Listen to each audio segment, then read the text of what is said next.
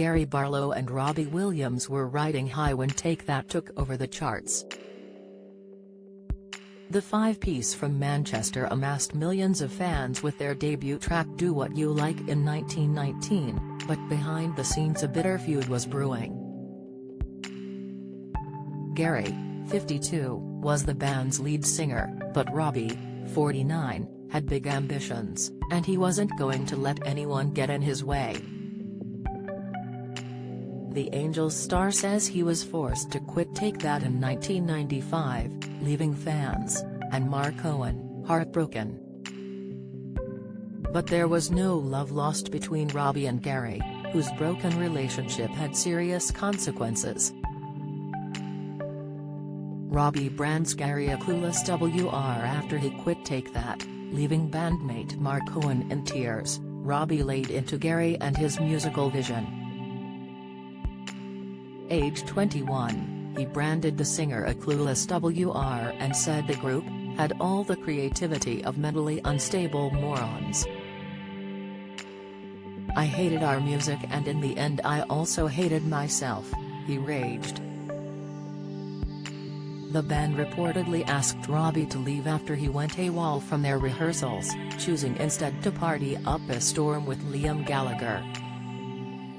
After leaving Take That, Robbie admitted, "I was a pathetic, pitiful creature.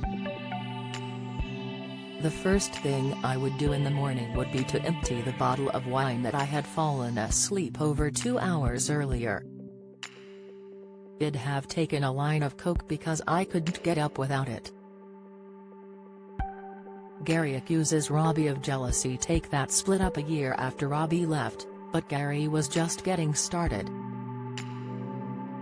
After launching his solo career and earning a reported £6.5 million fortune from his songwriting royalties, he accused his former bandmate of being jealous of his success. After releasing his #1 single Forever Love, he sniped, "I do wonder if that's the source of his, Robbie's, feelings because I probably made 6 times more than they did." Robbie turns the tables. Robbie may have had to wait in the wings, but everything changed when he released Angels in 1997. The song catapulted him into the stratosphere, winning him 3 Brit Awards and selling 6 million records. Gary, meanwhile, was forced to cancel a show at Glasgow's Scottish Exhibition and Conference Centre because of ticketing issues. And after his second album, Stronger, limped into the charts #35, he got dropped by his record label. Speaking about Robbie's reaction, he conceded, "I can imagine the chat they'll be having in Robbie land tonight," he said at the time. The cheers, wolf whistles and belly laughs. "There's no question now, mate, you're the winner, hands down. My problem has always been Gary." Despite his success, Robbie's friends warned him not to throw it all away amid his spiraling battle with drink and drugs. He snapped back, "Throw it all away? And see that fat Barlow dance on my grave? No way." Robbie continued to slam Gary and Take That, whenever he could, admitting, "My problem has always been with Gary. It was always with Gary. I wanted to crush him. I wanted to crush the memory of the band, and I didn't let go. You know, even when he was down, I didn't let go." Gary's secret illness. After the disappointment of his second album, Gary shunned the limelight before developing a serious eating disorder. Trapped in a vicious cycle of binge eating and bulimia, his weight ballooned to 17 st, but he didn't care. He said, "In some ways it sort of needed to happen. I had that ridiculous 90s period where the ego was just getting bigger and you just think, there's only one way back from this, and it was down. Simply because it was a really humiliating thing that happened." I'd been in this band, it all ends, you get dropped, one of your band members goes on to be stratospheric, you're just a loser. There's like a big L wherever you look, all over your body, you're just a loser.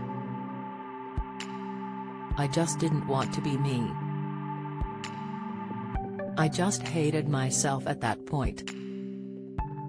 Gary added, being sick was a punishment for me. I didn't want to mend it. Bizarrely, I wasn't unhappy doing it. It was good that it hurt. Calling a truce, Gary invited Robbie to his home to discuss their fallout, telling us in 2018, living with that kind of feud isn't right. The chat was like an exorcism. Rob felt that for the last year of Take That, he was crying out to every one of us. In the end, he left and we handled that badly. We let him leave the fold and no one looked after him. Robbie was barely 21. What happened between me and Rob always bothered me. Take That will be performing at the King's coronation concert on Sunday, however Robbie will reportedly be absent. However, a recent post on the Take That page got everyone excited, with a video of all 5 stars, including Robbie and Jason Orange, on stage alongside a caption that said, "Never forget we will have fun like this again. Someday soon."